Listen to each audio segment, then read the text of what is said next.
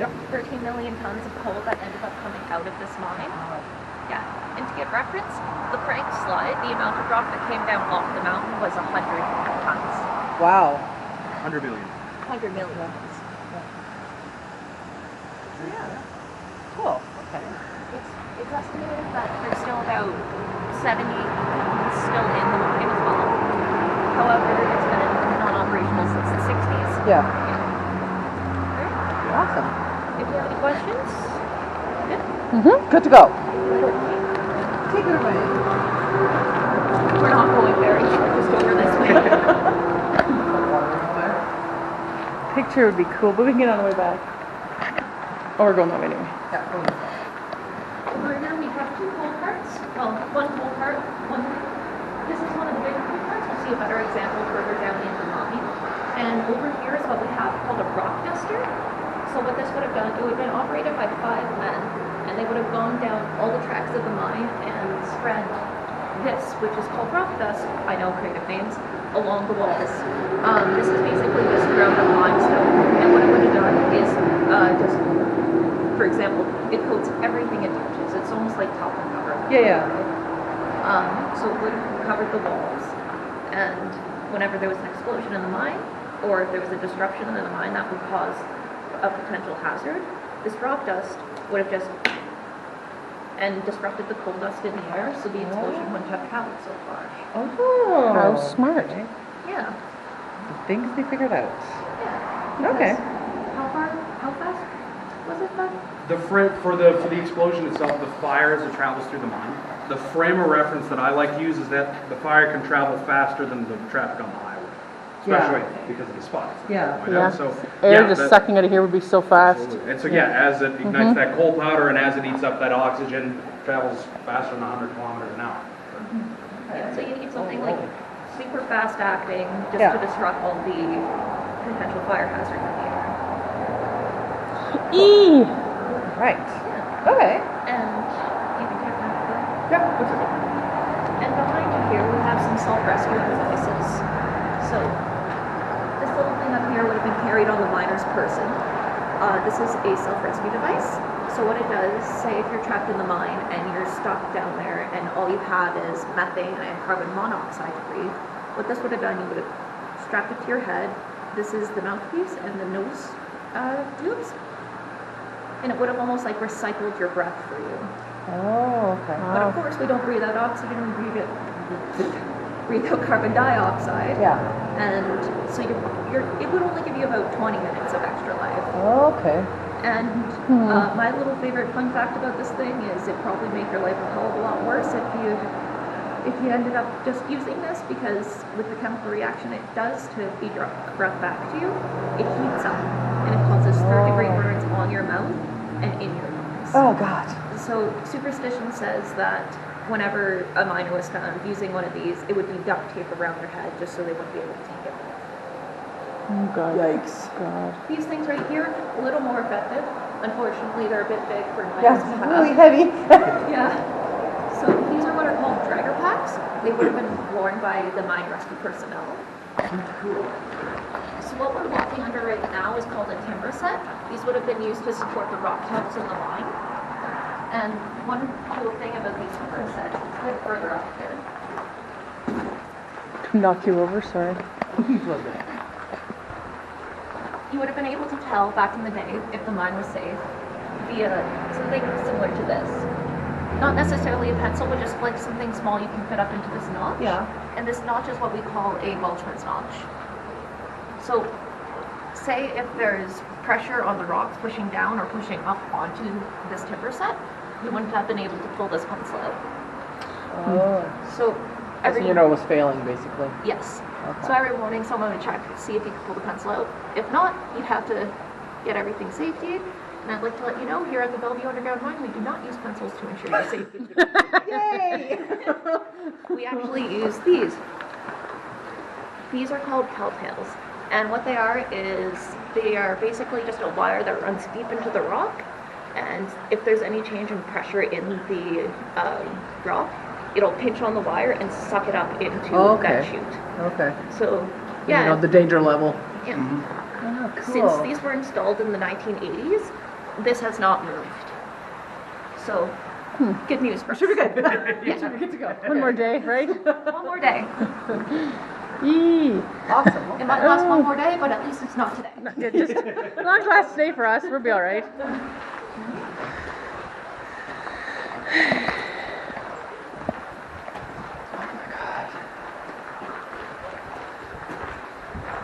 So even over here on the right side, you guys can see this rock dust on the walls. Yeah, yeah.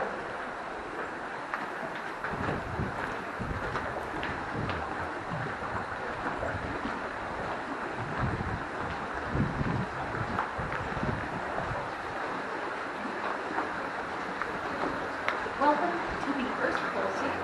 So this is where the miners would have originally stopped and let them pull and they were about to do this mountain.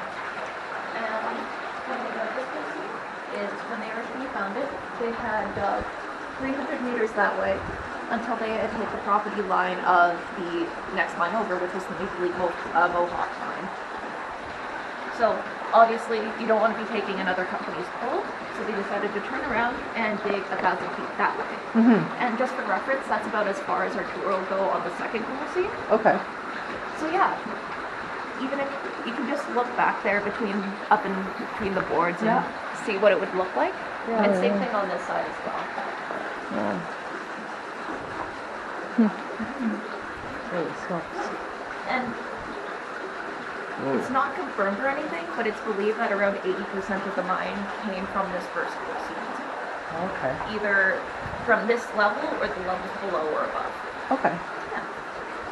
And fun fact about this stop, if you come over here and look at this timber, this is the only original load-bearing timber that's still left in the mine.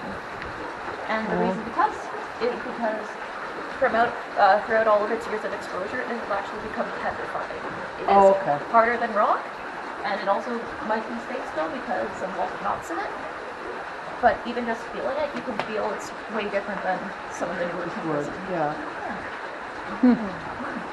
Am I missing anything? No, I think you're good. Yeah, even if you guys want to come up and feel that timber, a lot of people don't, but it's fun a little. It's tough to describe.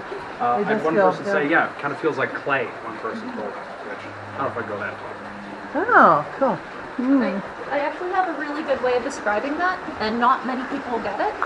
If you've ever pet a hairless cat before, it feels almost exactly like that. I haven't, but I can imagine. That is weird. Yeah. Oh, cool. Okay. Yeah. Any questions before we head on? No? Nope. You want to hit the lights? Follow me?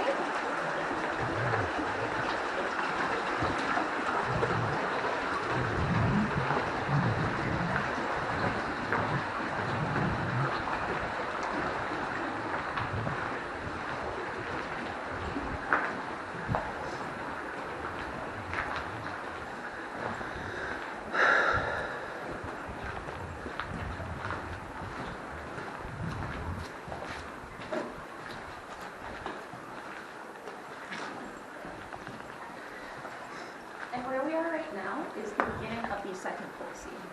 So this is where the rest of the tour is going to be. This one will look down there. Okay. And you'll notice that the line sort of goes onto a tilt. And that's because the pole seam is at a 38-degree angle. And instead of just digging at 90 degrees and going around the rock, they decided that it would be easier just to follow the pole and build a line around it. Okay. And a fun thing about this area is if you look over here, you can actually see the layers of rock. So you have the limestone where my light's pointing, that's just the limestone, the hard rock around. The shale, which is the middle layer there, it's actually about a 50-50 mix of the coal and the limestone. It's very sharp, it's very brittle. The miners didn't like working with this, and they would often use sort of like sheet metal on the roofs to make sure none of it got into the coal carts. And below it you have the coal as well. Okay. Yeah. And same situation with first coal seam. They dug 300 meters that way before turning around when they hit the property line of the other mine. God. And I'd like to bring your attention to this stream as well. Oh, okay. So this is a natural stream that comes from a underground spring in the mine. It has been here since the mine opened in the 90s. or 1900s, sorry. And with this mine, every layer below us is actually flooded. There are an additional 6 layers below us. All of them are flooded. Oh God. And that's actually a good thing because the water pressure expanding out keeps all of the layers stable. And so say if this water ever stopped, we would have to leave. Gotcha. Okay. And if you can smell sulfur, most of it does come from this stream. Back when this mine was open, it was said you would never drink the water from this stream.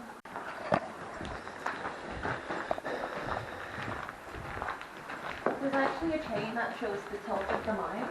Because that just shows how what vertical is, 90 degrees. Yeah. Oh, it's off kilter.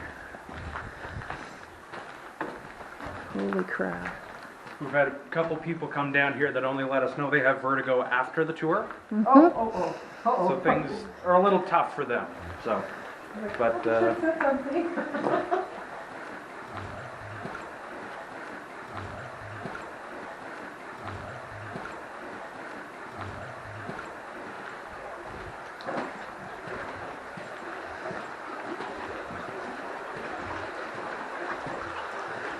And like some, Just of course, laugh. some people have like pretty severe cases of motion sickness. Yeah. So this is what would have been called the manway. This leads directly up to the surface, whereas there is the lamp house and the wash house. The wash house, miners would have come in, they would have showered in the morning before they came down and showered after they left. They showered in the morning just because in the company housing that the WCC provided, they didn't actually have hot water there. Oh. So they would have showered in the morning, just the clip, and the lamp house. They would have gone in and given the lamp man one of these. This is what is called a miner's check. It has their number on it, Oh. and they would have exchanged this for their lamp. Oh, okay. Now the lamp man, he would have put this on a board just to signify that this person is down. He's in the mine. Yes. Okay.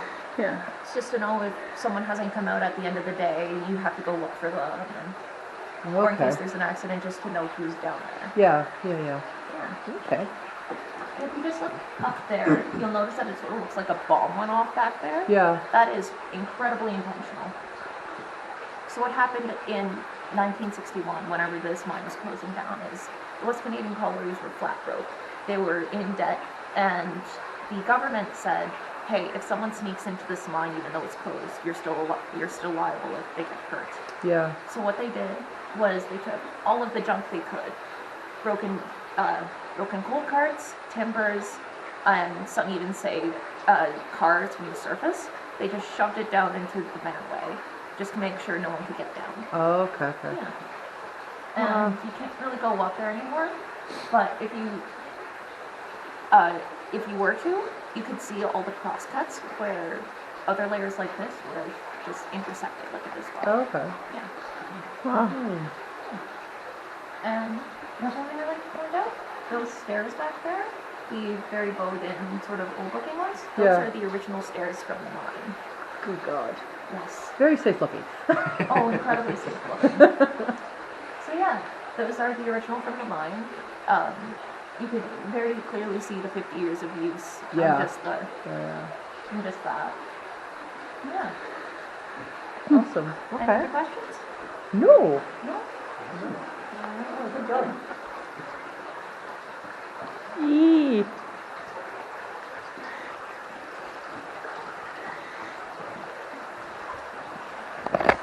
Imagine.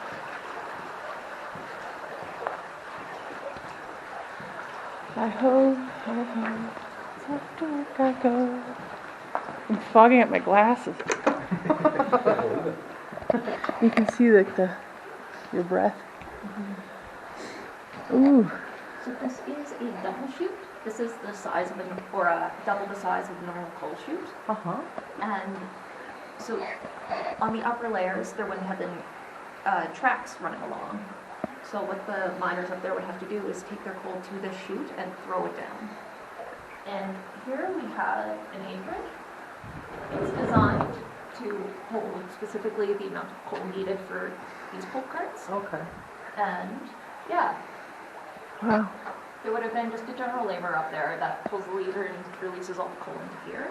Yeah. And sometimes the coal would get stuck. So it would be the job of someone called a bucker to go into the chute and kick down all the coal. And get out of the way real fast. Hopefully you don't get it. Because while the bucker is doing their job, there's still miners throwing coal down into the chute. Okay. And they would have had some safety because there would have been a screen there to protect them from like high-flying coal. Mm-hmm. But yeah, it was quite the dance to sort of get all the coal from the apron into this minecart. And this minecart itself, these bigger minecarts would only have been used on this and the upper levels. It is 1 ton empty and 6 tons full, so it could hold 5,000 tons of coal. And these would be pulled by compressed air locomotives or binkies, or just small trains for short. Yeah. Yeah. And yeah, they just would have been used on this layer mostly. Okay. And below they would have had smaller carts about here, which were about 3 tons full. And those would have been pulled by Clydesdale horses. They have horses down there? Yes. Oh my god. Yes. How would you make it the horses here? It took a long time for these horses to be trained to come down into the mine. Oh my god. Like 3-4 years, you want to say? Yeah, I'd say just about. And yeah, they worked down here pretty much their whole life. Good god. Yeah. Oh wow. Yeah. But as you can imagine, these horses, fun fact, horses actually had helmets before miners. Just because miners are a dime a dozen, horses are not. Yeah, But yeah, these horses would have pulled these coal carts, and on average, a horse could pull 6 to 8 coal carts. Wow. But we do have a record in this mine, and the most amount of coal carts a horse was able to pull was 12. So 36 tons of coal. Yeah, wow. And the reason why that specific horse was able to do that is because if you look down the mine shaft, we're going at a 1 degree incline as we go further. Yeah. So they would have been going Downhill. Mm-hmm. Yeah. But whenever the horse comes out of the mine, how do you expect it to stop? Because these mine carts don't have any brakes on them. Yeah. So that would have been what this thing is for. Oh, okay. Yes. This is called a sprag, and it would have been the job of someone called a spragger, I know very creative names, to throw this into the spokes of the wheel. And it doesn't seem very safe, eh? No. Really. No. So like the spragger would have been running alongside about this distance, and they would have just had to Chuck one of those in, yeah. Yep. And we like to say that this little caved-in area of the minecart is from the sprags and not from us hitting it. Yeah. Yes. But yeah. Okay. Miners always said you always knew who the best spraggers were, because every time after work, they would be at the bar and they'd be throwing darts, and they hit like triple 20s and bullseyes every time. Good aims, yeah. And they would also be missing a couple of their fingers. Oh, good.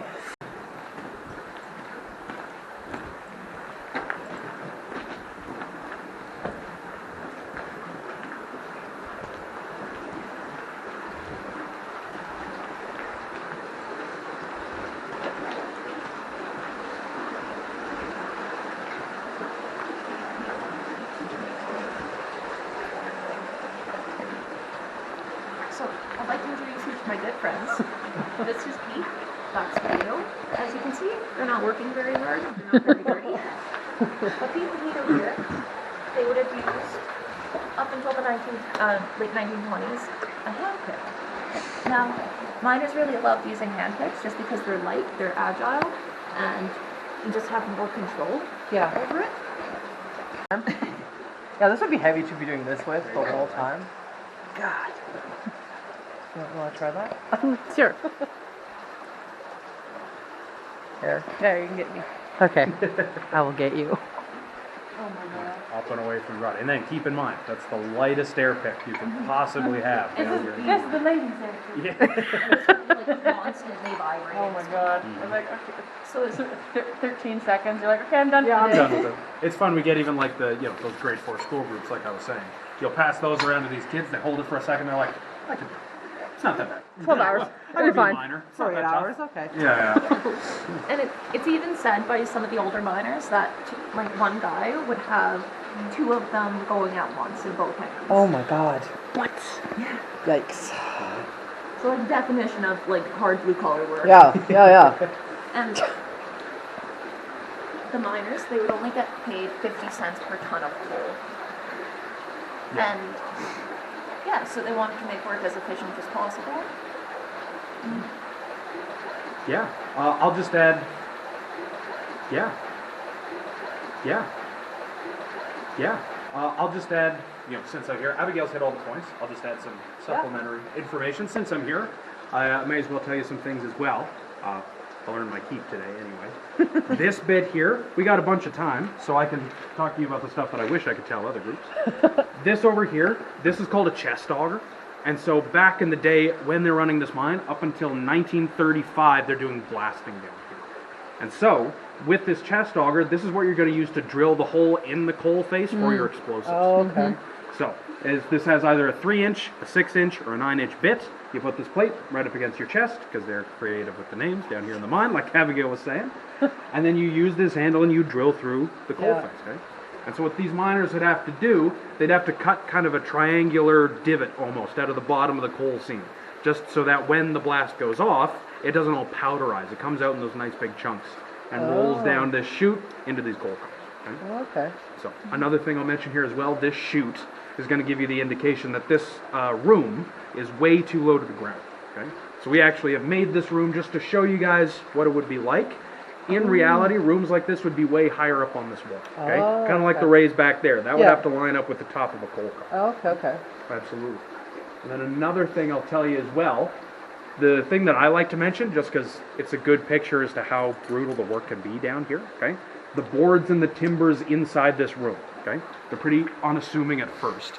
But the problem is, the question is, who puts those in, right? Yeah. Because it's these guys' room, it's these miners' room. They're kind of responsible for it, upkeeping it, digging through the coal seam, things like that. So what these miners would have to do is put in these boards and these timbers themselves. Well, the problem is, like Abigail was saying, you get paid by the ton, not by the hour. Yeah, so it's on their own time kind of thing. It's on their own time, right? And so, they call it dead work, because you're dead tired by the end of it, you didn't make any money doing it, okay? And then, I like to let that marinate for a second. Everybody thinks about just how much that sucks. Yeah. And then, think about this. The nails and the screws that you use to put in your boards and your timbers are sold at the company store up on the surface. Right. Okay? Also purchasing the equipment. There you go. So, think about that. Not only are you doing unpaid work, So you're paying them to... you're paying the company you work for Yeah, to do the to do the unpaid work, work so that you can start your job. Okay? Wow. It's brutal to think about. And then, not to overstep, but I'll just say as well, just because I love mentioning this too, especially in the early days, you paid for a lot of stuff down here in the mine. You could pay to own your pick. You'd pay the company to sharpen your pick. If you wanted to use explosives with this chest auger, you had to find a guy called the fire boss in the mine. He's checking for methane and watching over blasts down here.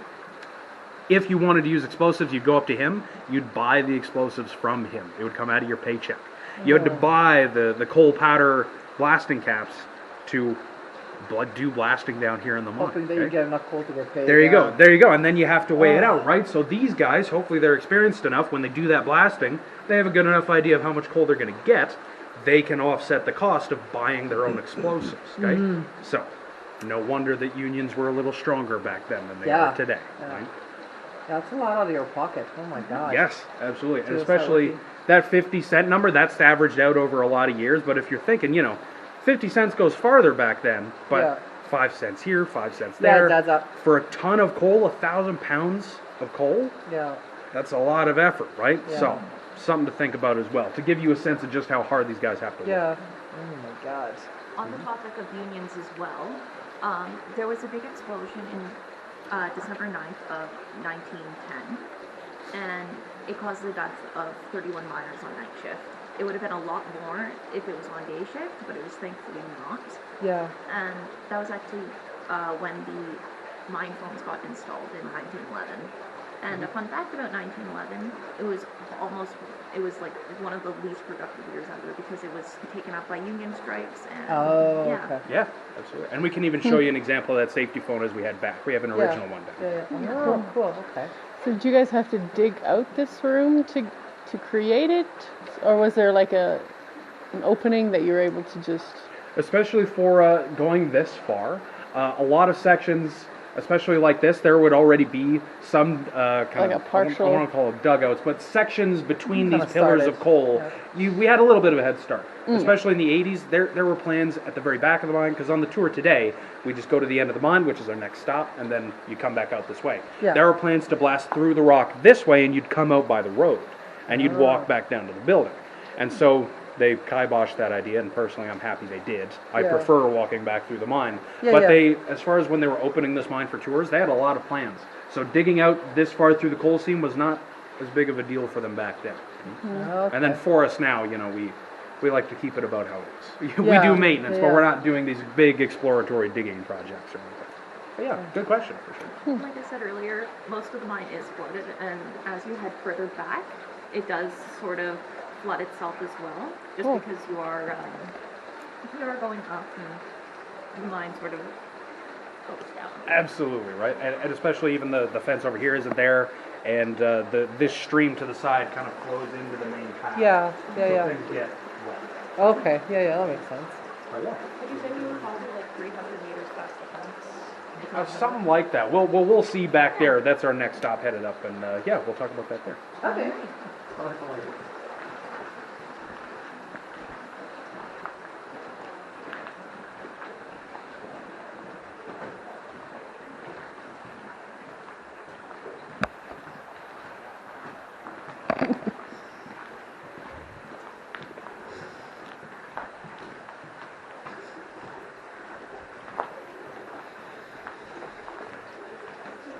That's a good example of how high your roof actually would have been. Absolutely. Yeah. So you got to think as well. You got 50-pound air pick with you. You got your lunch with you. You got to find a way in there, right? So what a lot of people would do, they climb onto full coal cars as they pass by to get up into their room. If it was high up like this was. Oh, it's good.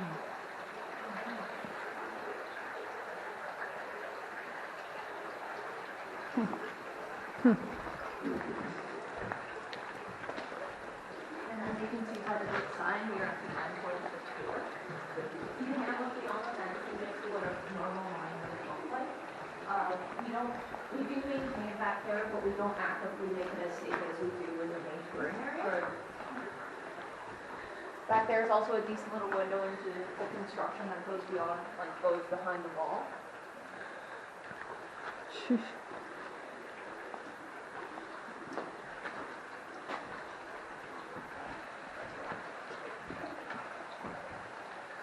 Zero.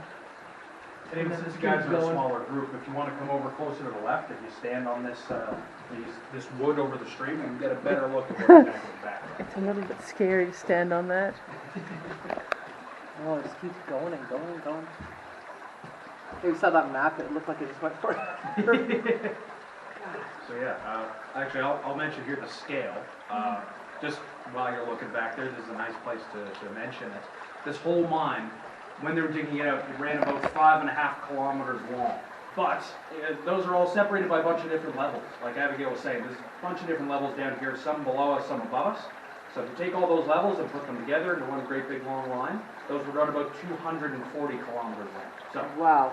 there's about a highways distance from where we are now, if you want to think about it that way in terms of surface area. Yeah. Oh my god.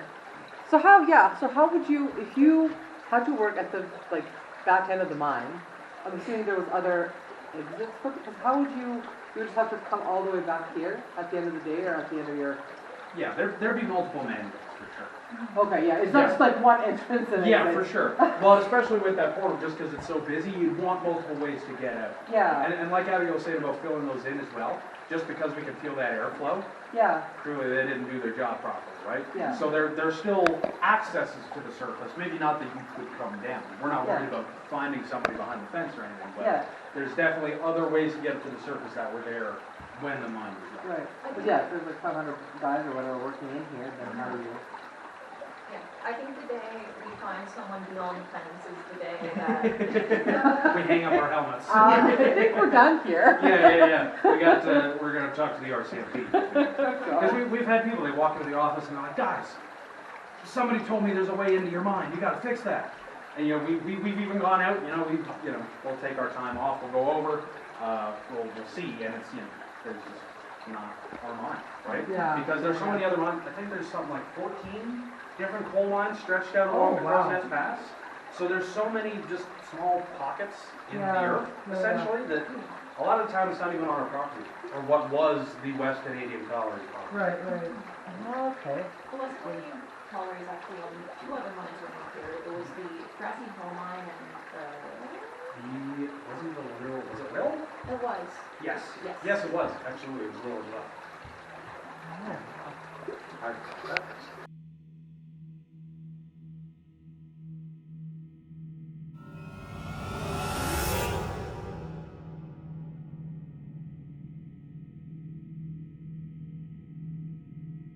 Would have the miners would have been working in. So back in the day, the miners had they started out with something called carbide cut lamps, which is a little device they would have on their hats, which dripped water onto carbide, which would create an acetylene gas, which would be ignited by a pilot light. So basically, they would have a 6-inch open flame coming off their forehead, and that would be the only light they were provided, and not very safe when you're in a mine full of methane gas. Yeah. Yeah. So what came after that were something called safety lamps. They were 5-pound lamps that just had a metal hook on them. And a big problem miners had was figuring out where to hang these. Because you couldn't hang it on your belt because you would only be given, they would only provide about that much light. Oh my God. Sheesh. How would you see anything? Yeah. Oh my God. Yeah.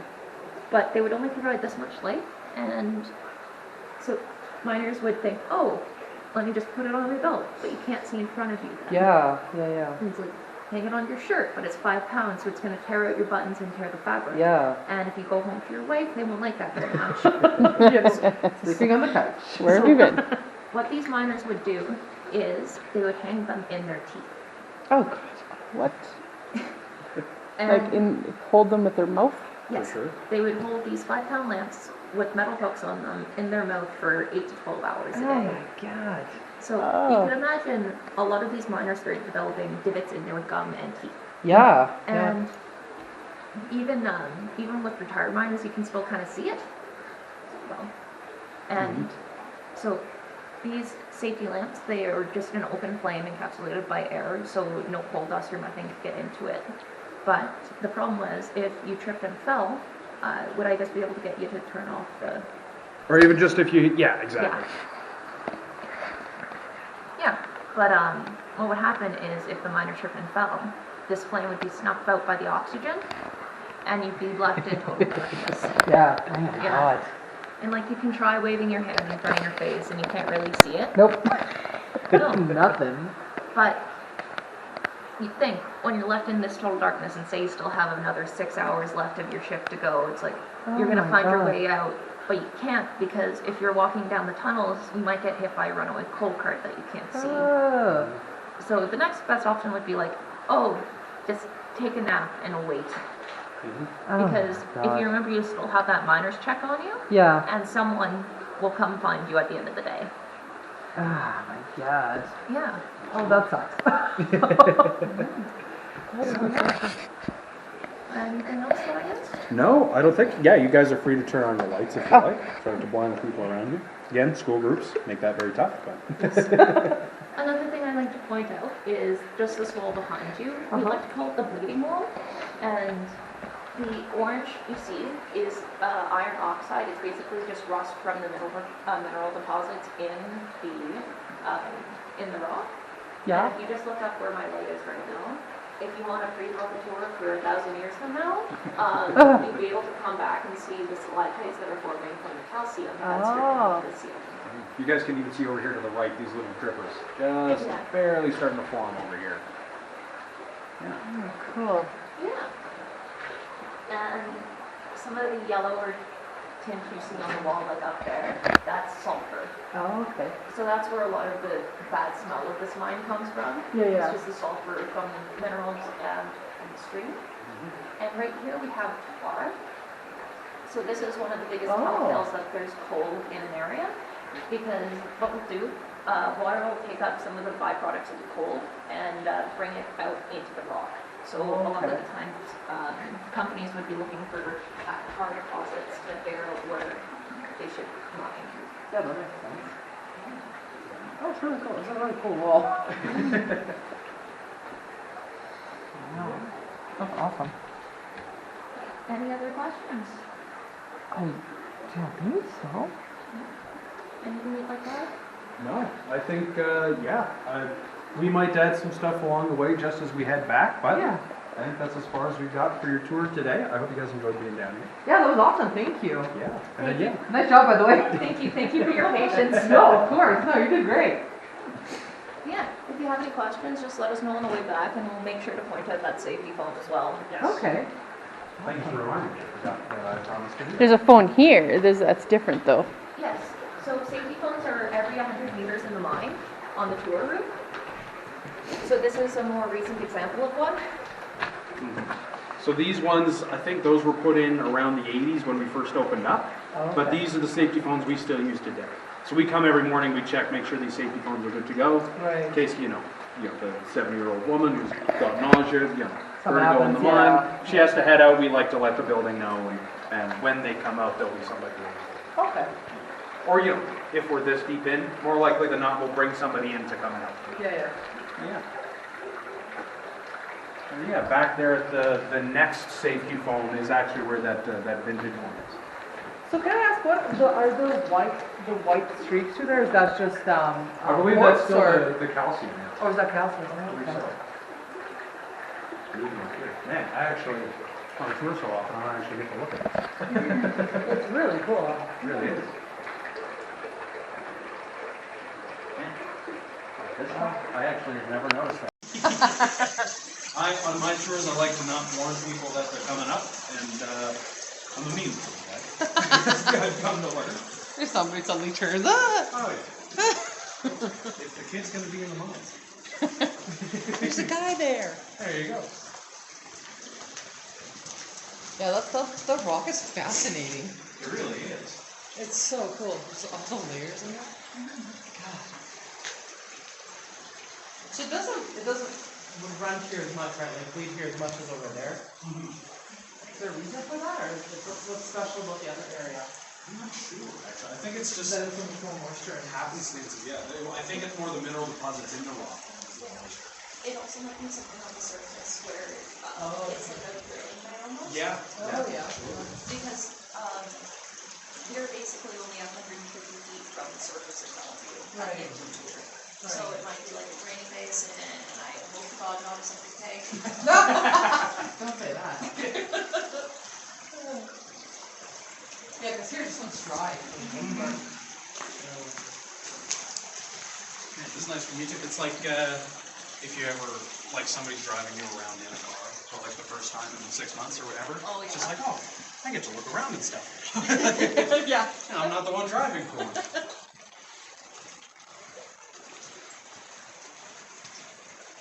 It's a lot of sulfur, wow. So yeah, actually, in that bend by the second coal seam, we get a lot of people, especially again, school groups, who notice what we've been doing for the last month or so. Yeah. A lot of people notice right around there, like, oh, that smell. I hope it's not like that for the whole tour. Because there's a smaller underground stream that connects to this main one. Oh. And that actually has a lot of sulfur content all at once. So it kind of residually picks it up through the rock like you can see, but there are also these underground streams that connect to that a lot of sulfur.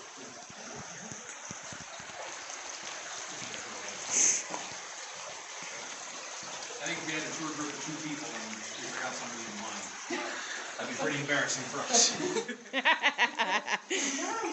Yeah, you guys really don't have an excuse. They brought 2 people in. There were 2 of you. Look, this over here, this is that safety pump. So what? That scrap metal is actually. Oh yeah, it's just I'm like, is it metal or is it rock? It's metal. Okay. That scrap metal is actually original. It is from mine, like when it was operated, Yeah. and it was just put in place so the shell wouldn't be dropping on the boards. Oh, okay.